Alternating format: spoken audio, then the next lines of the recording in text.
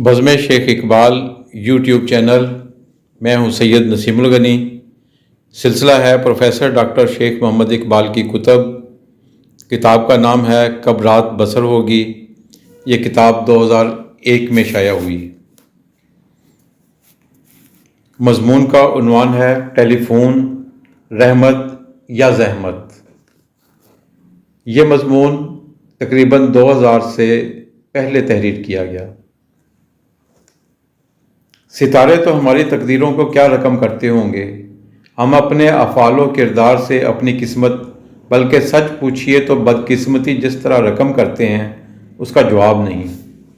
रहमत को ज़हमत बनाना, अमल को बेअमली में तब्दील करना, शोहरत को बदनामी के मदार में दाखिल करना हमारे बाएं हाथ का खेल बनकर रह गया है। और बिलअमूम ये उस वक़्त होता है जब किसी फ़र्द या कौम का इखलाकी ग्राफ ज़वाल पजीर हो।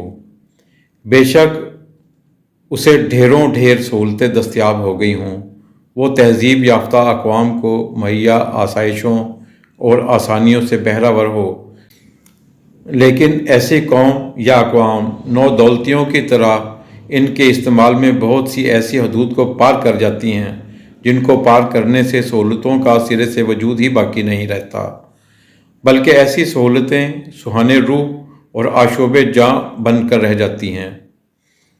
एक ज़माना था कि एक मकाम से दूसरे मकाम तक पहुँचना तो दरकिनार, प्याम रसानी भी नामुमकिनात में शामिल थी। ख्याल ख्वाब के उड़न खटोलों पर बैठकर अहबाब तक रसाई मुमकिन हो तो हो, और कोई तरीका सिरे से था ही नहीं। कभी बादलों से दस्त बस्ता चिट्ठी रसानी की सदा होती, तो कभी कबूतरों से ढोल को चिट्ठी पहुँचाने की सदा की जाती। कभी समझा जाता कि कोई गायबाना और तिलिस्मी कुव्वत ये काम सरअंजाम दे सकती है। कोई कहता कि दिल की तार कोसों दूर दिल के साथ जुड़ सकती है अगर जज्बा सच्चा और खरा हो।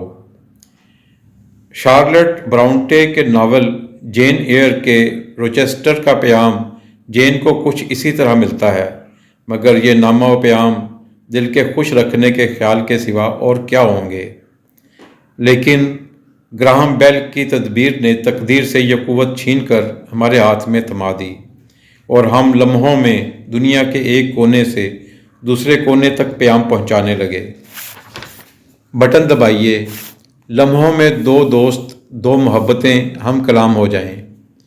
वो दिन भी याद आया जब ज़मीन से चाँद पर गुफ्तगू हुई, लेकिन चाँद पर गुफ्तगू करने वाली कौम हमारे तमाम तर दावों के बावजूद अपनी एथिक्स में ज़िंदा कौम रही। लेकिन जब यह सहूलत ऐसी अक़वाम और अफराद के हाथ लगी जो इसे हासिल तो कर सकते थे मगर इस्तेमाल के करीने से वाकिफ़ नहीं थे, तो ये सहूलत अज़ाब बन कर रह गई। रातों की नींद और दिन का आराम हराम हो गया। शुरू में तो जिसके घर टेलीफोन होता उसका चैन वैसे ही गारत हो जाता। कभी कोई आशना कहीं फ़ोन करने आ रहा है, तो कभी किसी का फ़ोन आ गया है और उसे बार बार बुलाया जा रहा है। गोया वो घर जिससे ये सहूलत हासिल थी वो घर नहीं बल्कि एजाज़ी PCO बन गया था।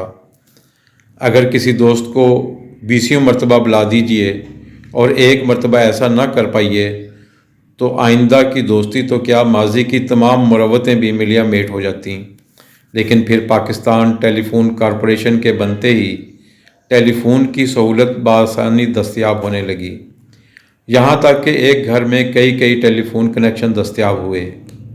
इससे यकीनन कुछ सहूलतें भी हुईं, लेकिन इस सहूलत ने एक अजाब की सूरत भी इख्तियार कर ली। बिल तो आसाब पर सवार हुए ही, लेकिन बार बार टेलीफोन की घंटियों ने सारा सुकून गारत कर दिया। किसी ने चाहा चलो टेलीफोन की घंटी बजाई जाए, और हर आशना ना आशना के टेलीफोन नंबर्स पर घंटियों का सिलसिला शुरू कर दिया। चाहे कोई महवे मुताला हो, महवे इबादत हो या बीमार, किसी का तो शुगल ठहरा, किसी की जान पर बनती रही, लेकिन इससे गर्ज किसी का दिल तो बहल गया। इसी एक सितम पर क्या मौकूफ़, रात के 12-1 बजा हो, टेलीफोन की घंटी बजी। आप सो रहे हैं। आपने टेलीफोन रिसीवर उठाया, हेलो कहा, जवाब मिला, आप सो गए थे क्या? अभी जाग रहे थे? جی چاہا کیوں نہ آپ سے بات کر لی جائے۔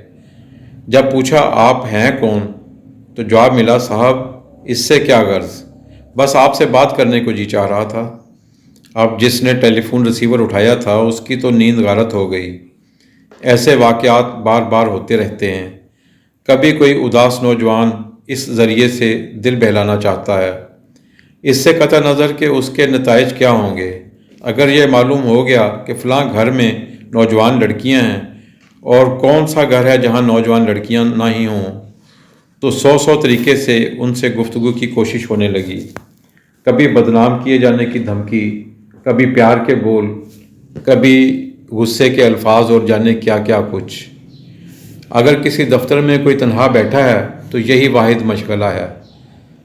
اگر آپ کا تعلق خود پی ٹی سی سے ہے تو سونے پر سہاگا، آپ جس انداز سے چاہے سبسکرائبر کو پریشان کیجیے، زیادہ بل کی دھمکی دیجیے، ٹیلی فون کنیکشن منقطع کرنے تک سے خوفزدہ کیجیے، کہیے کہ آپ نے سب گفتگو سن لی ہے جو آپ کسی سے کر رہے تھے، میری بات سنیے وگرنہ کسی سے بات ممکن نہ ہو سکے گی۔ آپ ہی بتائیے جس قوم کی اخلاقی گراوٹ اس حد تک پہنچ گئی ہو، کیا اسے کسی سہولت کا مستحق قرار دیا جا سکتا ہے؟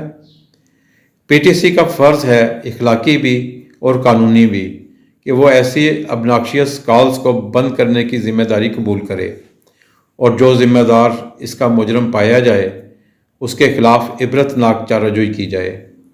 اس میں شک نہیں کہ ٹیپنگ کے بھیانک جرم میں حکومتیں تک ملوث رہی ہیں، لیکن یہ سب کچھ پی ٹی سی کی ذمہ داریوں میں شامل ہے کہ وہ ٹیلی فون کی سیکریسی کی ضمانت دے اور اہتمام کرے کہ کوئی تفنن تباہ کے لیے کسی کا سکون غارت نہ کرے۔ یہ بھی ممکن نہ ہو کہ ڈی پی یا ایم سی کے ذریعے سبسکرائبر کی سیکریسی کو مجروح کیا جائے۔ ٹیلی فون چارجز حد سے بڑھ گئے ہیں۔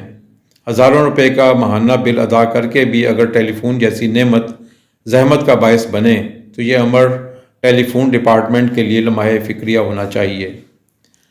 حقیقت یہ ہے کہ صورتحال انتہائی گمبھیر ہو چکی ہے۔ ڈپارٹمنٹ کو چاہیے کہ وہ ضرورت پڑنے پر سبسکرائبر کو انکمنگ اور آؤٹ گوئنگ کالز کا ریکارڈ فراہم کرے اور خود اپنے ملازمین کو ایسی غلطی پر سخت سے سخت سزا دینے کا اہتمام کرے۔ آج ٹیلی فون دنیا کے ترقی یافتہ ممالک میں بنیادی سہولت متصور کیا جاتا ہے۔ پاکستان جیسے ترقی پذیر ملک میں بھی اس کی افادیت سے انکار ممکن نہیں، لیکن سہولتوں کے فقدان کے باعث ٹیلی فون اپنی اہمیت کم کرتا چلا جا رہا ہے۔ اگر ٹیلی فون میں کسی وجہ سے کوئی خرابی آ گئی ہے تو اسے درست کرانے کے لیے ٹیلی فون ایکسچینج کے جتنے چکر لگانے پڑتے ہیں اس سے کون واقف نہیں۔ حقیقت یہ ہے کہ پی ٹی سی کے قیام کے بعد بڑی سہولتوں کی توقع تھی۔ ڈیجیٹل ٹیلی فون لائنز کی سہولتوں کے جو قصے مشہور کیے گئے تھے وہ قصے ہی رہے، مگر ٹیلی فون چارجز ہوش ربا ہو گئے۔ اگر کوئی محکمہ عوام کو سہولتیں فراہم کرنے سے قاصر رہے تو یہ حقیقت واضح رہنی چاہیے کہ وقت کے ساتھ ساتھ اس کی اپنی بقا بھی خطرے میں پڑ سکتی ہے، خواہ وہ پاکستان ریلوے ہو یا پوسٹل سروس، محکمہ تعلیم ہو یا محکمہ صحت۔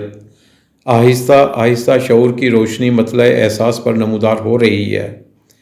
اندھیری رات کے سوداگروں کی چیرہ دستیوں کے باوجود روشنی تیز تر ہوتی چلی جا رہی ہے، اور جب روشنی پھیل جاتی ہے تو وہ ہر تاریکی کو نگل جانے کی صلاحیت پیدا کر لیتی ہے۔